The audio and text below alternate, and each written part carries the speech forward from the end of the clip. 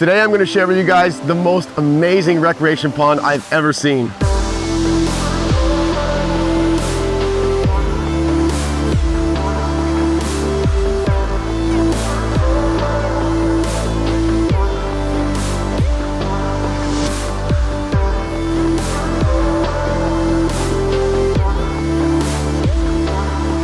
I'm here in St. Louis, Missouri, looking at probably the most spectacular recreation pond I think I've ever seen.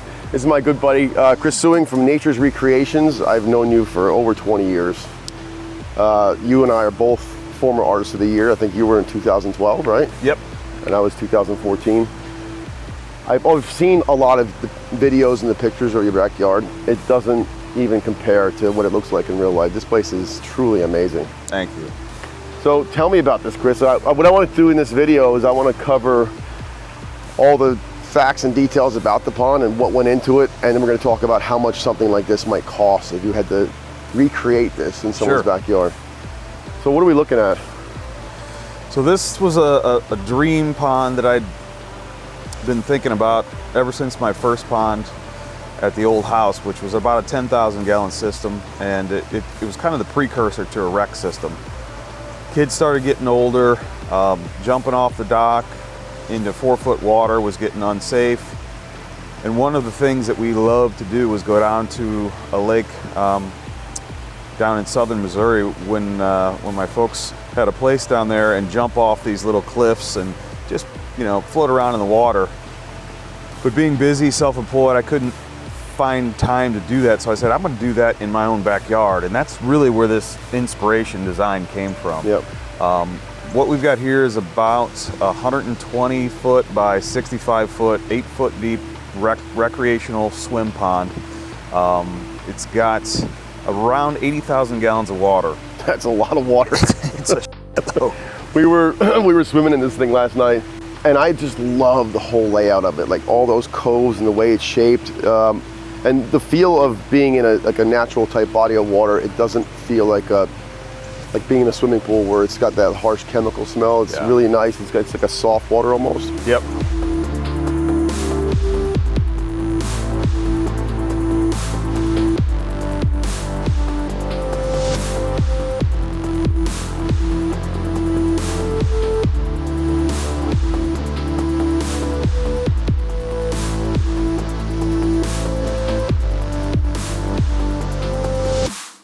And then you can swim amongst all these lilies, which I want to get into all the plants you have here. These are just unreal, the way some of these aquatic plants look. Of course, you have these big Victoria lilies, which I've never seen them personally in somebody's pond, and you have them here. How are you making these plants grow here? Because that's like a very tropical plant, isn't it? It is. So they're only annuals in our area, but what we do is we sink big lotus pots into the gravel or hide them amongst the rockwork, and then fill that with a really good aquatic topsoil, basically. And then I'm just jamming the fertilizer to it. How often do you have to fertilize something like that? To get them to produce what I've got there, I'm doing it every 2 weeks, and believe it or not, I'm pushing 20 tabs per big Victoria. My other tropicals, I'm doing about 10 to 15 depending on. So those tabs, those are just something you could buy, like it's in a bottle, and it's just like a small little tab, right? Yeah, I call them horse pills. It's an aquatic plant fertilizer. Just looks like a big, you know, fingernail size tab. You just push it right down into the roots of the soil and let it do its thing. So every 2 weeks you're putting like 15 or 20 tabs in each one? Yeah, so when I do just my tropicals here, I go through a 72 count bottle every 2 weeks. Oh, wow. Well, it's obviously working. I love the way all the planting looks in the shorelines, the way you mixed in some of the tall grasses and those Thalia, Thalia is one of my favorite plants. Yeah. It's such a cool, hardy plant, and it puts off those big stacks of purple flowers on the top. My wife would be extremely jealous of that awesome lotus that you have standing up out of the water. That thing is incredible. That thing's been doing great. I just keep hammering it with fertilizer too, and it comes back year after year. I'm looking at the far side of the pond, and it looks like almost like a sumac tree. But what is that? What is that plant? That stand-up plant? It's actually a native staghorn sumac that I wanted to create a grove-like effect. So when you walk through that section of sidewalk, you have this real short upper canopy, so it kind of creates this mystery pathway. Once the landscaping really fills in, I'm trying to create almost like a botanical garden feel. It's just so incredible what you've created back here. But going along the path, so we got this big patio. Then we go across this bridge, which is behind us, and I think this is one of the most naturalistic looking waterfalls that I've seen. Thank you. This has to be indicative of what's in nature around here in Missouri. Yeah, we've got some natural water systems through this area, and I kind of spent a lot of time studying those rock formations, because this is the native stone that you would see in our area. So it was really helpful for me to really dial in how that water moved through the natural system and try to replicate it here. This thing's pushing about 35,000 gallons an hour going through that, and it's almost 50 feet long by about 15 to 20 feet wide at points. So you mentioned the rock. This is Missouri limestone, right? Yeah, this is a weathered limestone, all harvested fairly locally. Probably some of the nicest rock in the country, and it just lends itself to so many different uses within the pond, whether you've got that big jumping rock or poking out from the edge of the shoreline. And of course, these waterfalls almost build themselves. Yeah, we're just putting it together like a puzzle.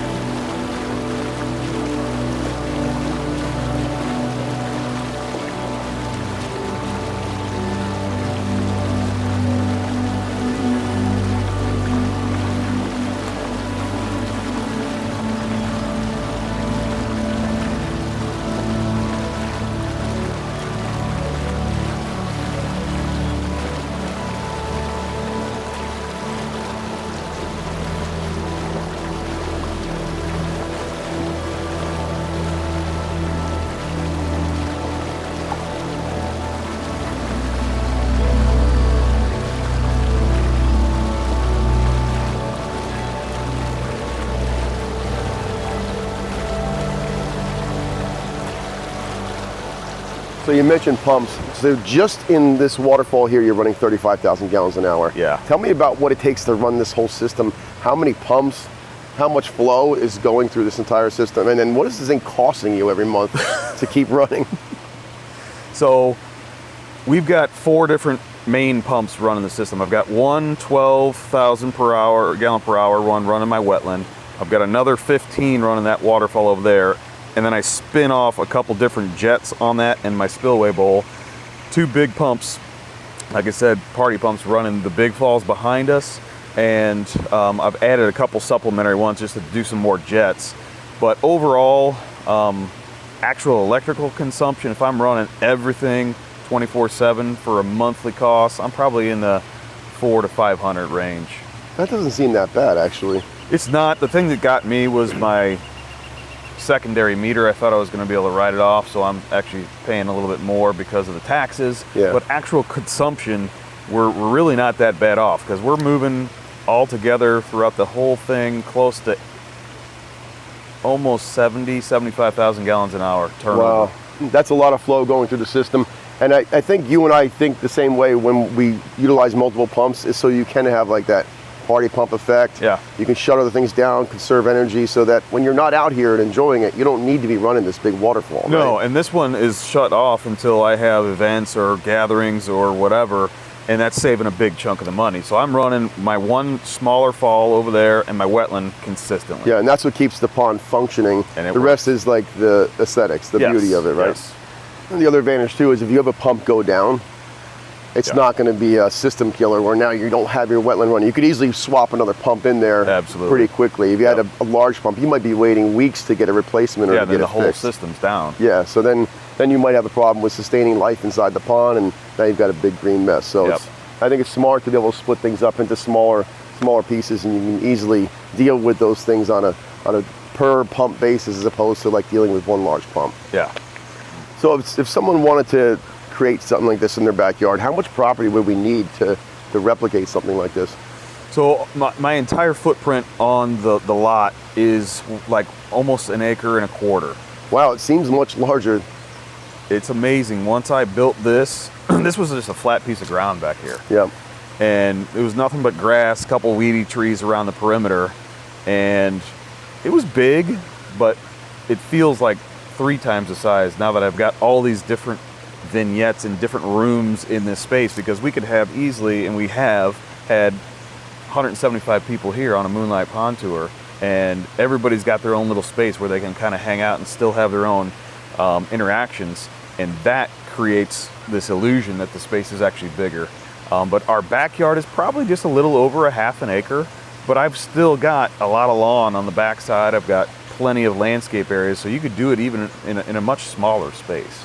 And that's one of the conversations I always find myself in with people, is helping to understand what you can do by utilizing the space properly, because they're always afraid it's going to be too much for Yes. their backyard.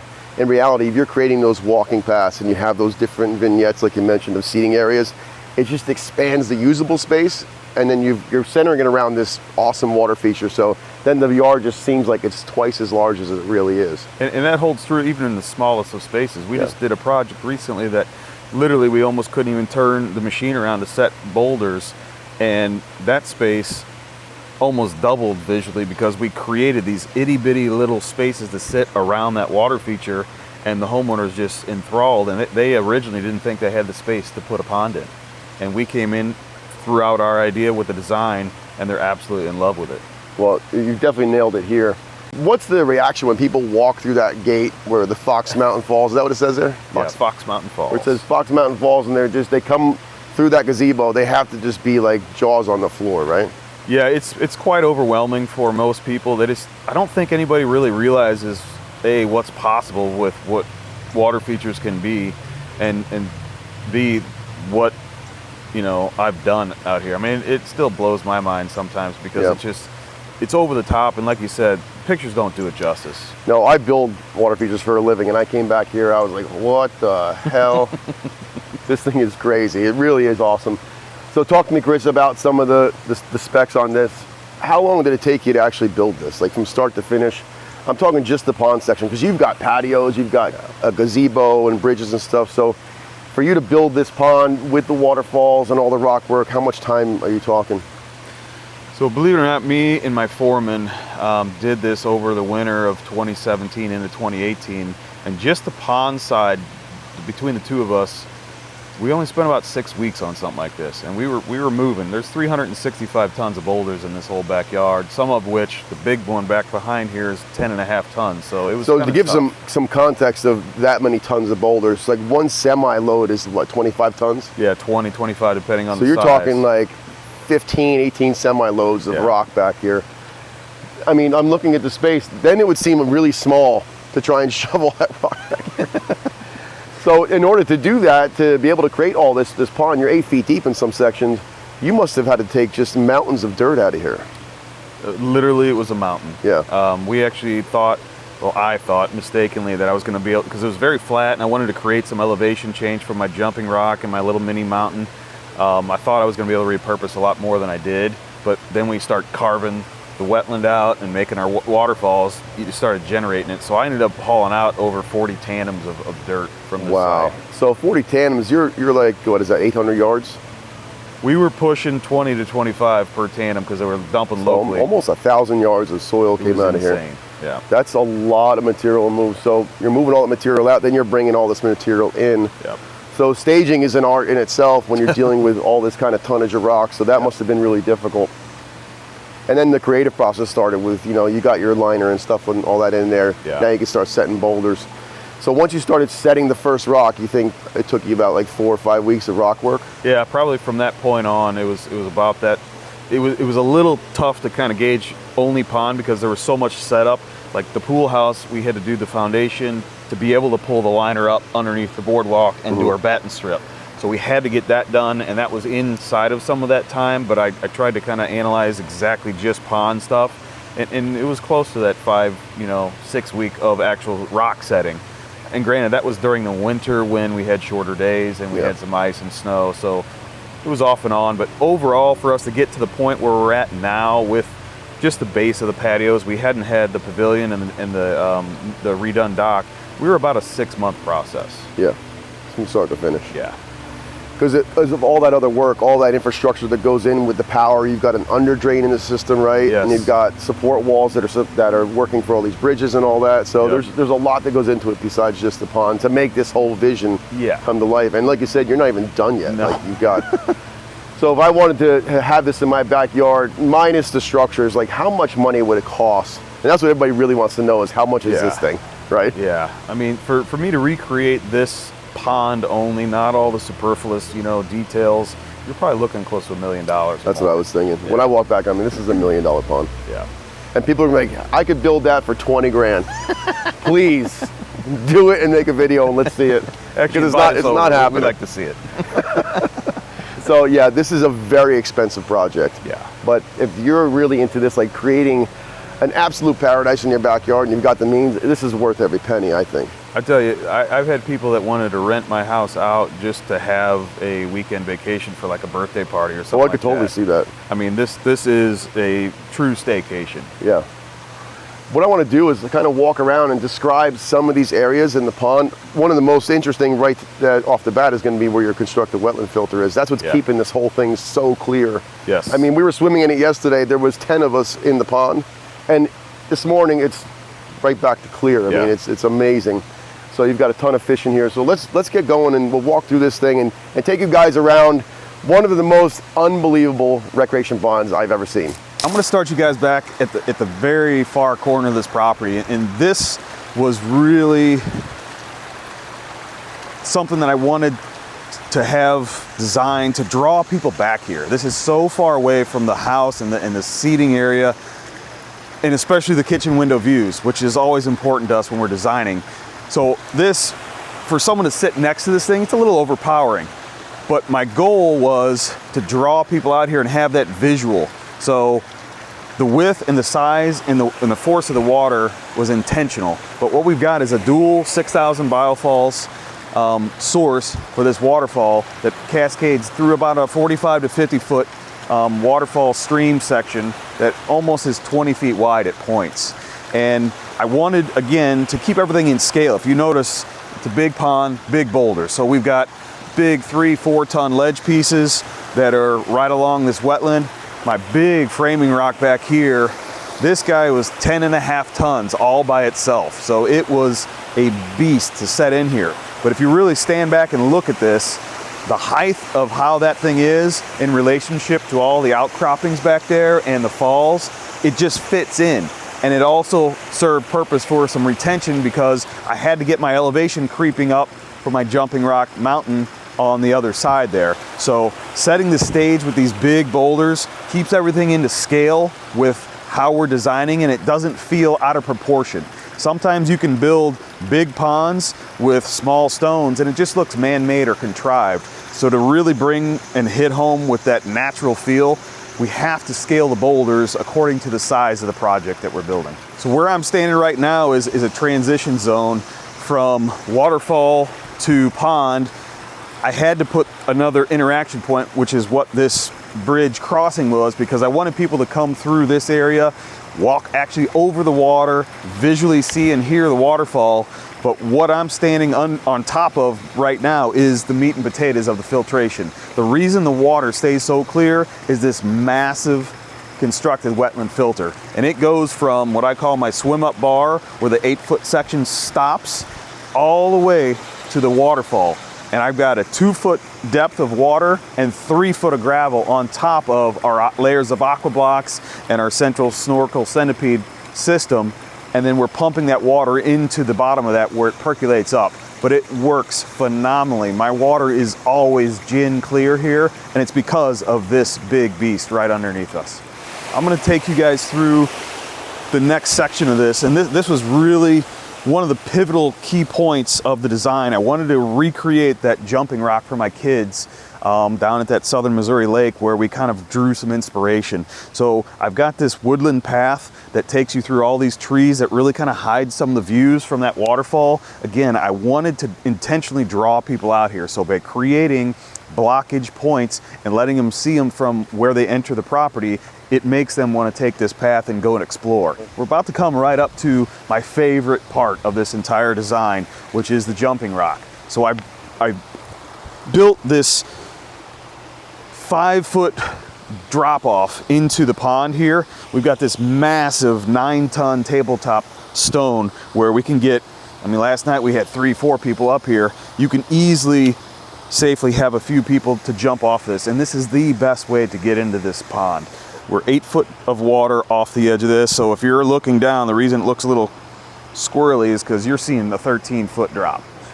The view from up here is probably the best of all. I love to come up here, especially at night, and just hang my feet off this jumping rock, because you get the perspective of almost like a bird's eye view with the fish swimming amongst the lights, and it almost looks like they're just floating. You can't even see the water. It's so clear. All right, guys, let's keep going. I'll show you another spot that I wanted to really focus on, and interaction with the system is very key for me. So I like to force people to walk over or near the water. So we have another bridge crossing smashed between these two big framing boulders, and this is very subtle. It's not as boisterous and loud as the one back in the back, but it doesn't need to be. I just wanted this babbling brook to be coming through this space. Looks like it's coming out of a wooded area. I've got these spring-like origination spots, but then it gives this old-time feel of like a creek. You know, I use this rustic rough-sawn oak for my boardwalk because I wanted it to feel instantly aged, like it's a 100-year-old walkway that you had to build across the stream to get to the other side. One of the other things is design elements in the garden to create these upper canopies and to bring the scale of the space down. So I've got this beautiful forest pansy redbud here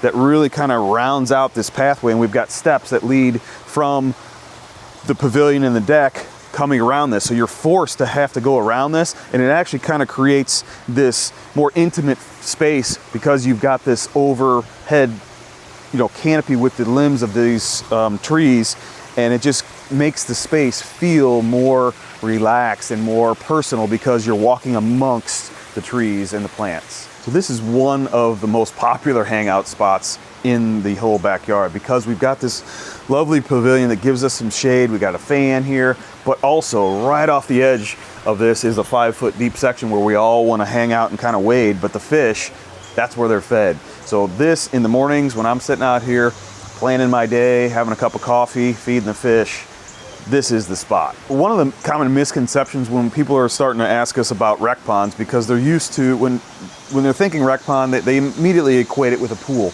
Pools typically are going to have a deeper depth, 8-10 feet, you know, and even deeper sometimes depending on the setup and the design.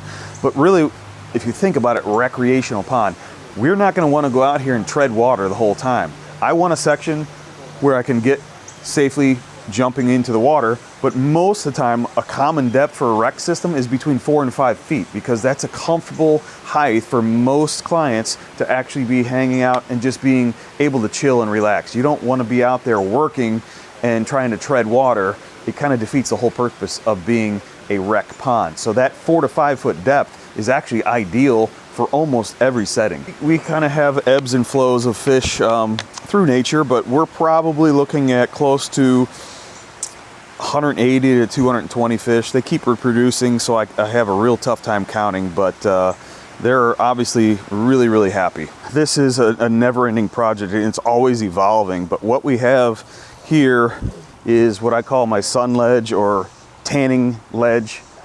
We had a typical just pond section right in this area 2 years ago. My wife and my daughter went to spring break and said that they had the best time hanging out in the sun ledge. And we were struggling with what we wanted to do with this area.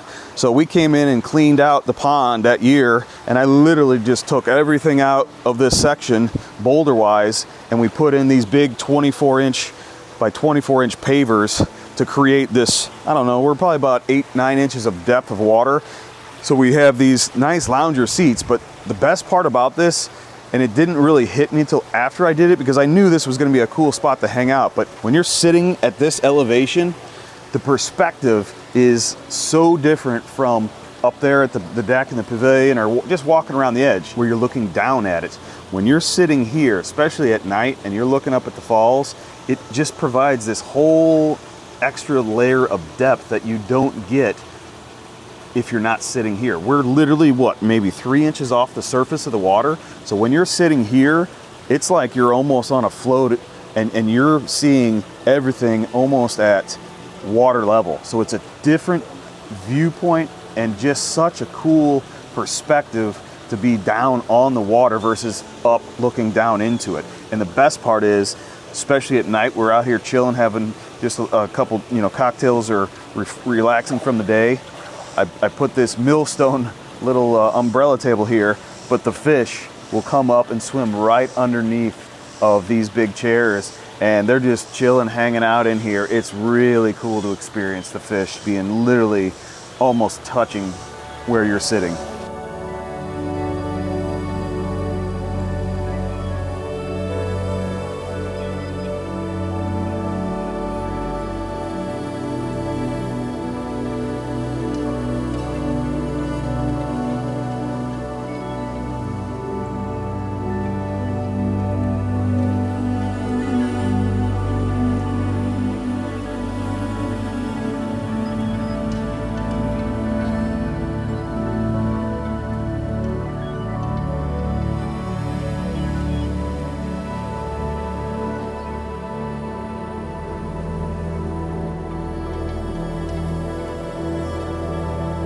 We have to talk about the logistics on making these things function, and one of those things, if you notice, I've got waterfalls at all opposite ends. We've got jets pushing water. Well, that's coming from a certain area, and what we call that area is an intake bay. So we've got a massive current drawing debris into this space, and underneath this boardwalk here is another set of aqua blocks and snorkel centipede contraptions that are actually drawing the water from those pumps. This is what keeps that clean. So there's current being drawn through here. We actually take surface debris and throw it into a skimmer here, but this is where everything accumulates that hasn't gotten waterlogged and settled beforehand. So this is one very important piece to the system to make it a success. We're gonna kind of end up where we first started talking about this grove of these native staghorn sumacs, and you can see as you're coming through this space, it really kind of sets the stage for, you know, wanting to draw you through and eventually to that pool house. But the whole intention was to block certain spots of the water. So right where I'm at now, you really can't see the water all that, you know, well.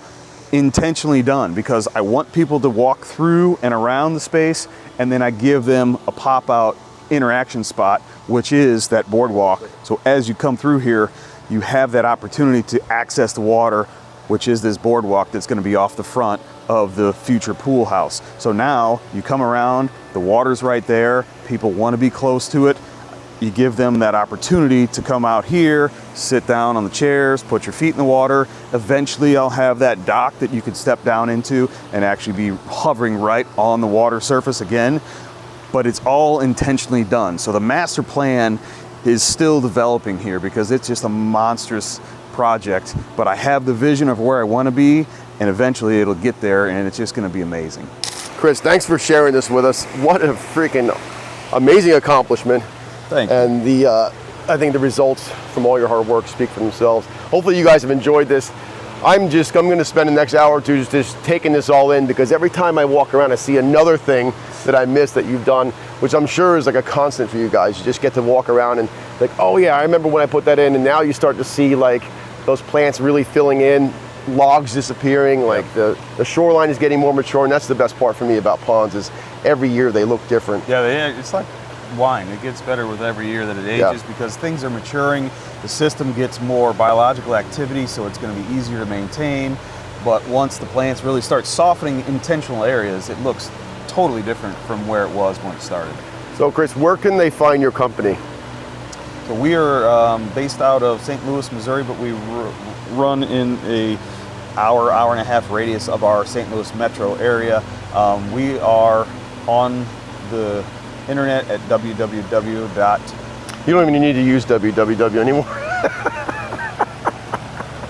The World Wide Web. What's your website? re-createnature.com. We are Recreate Nature 1 on Instagram, and we actually have our YouTube channel that is just up and running, and that is just Nature's Recreations. Well, I hope you guys do get that going, because you've got an amazing talent and it should be sharing it with people. And I'm glad I get the opportunity to kind of share what I've seen that you've done. I think at some point you and I are going to have to do a collaboration on a project. Oh, I'm looking forward to it.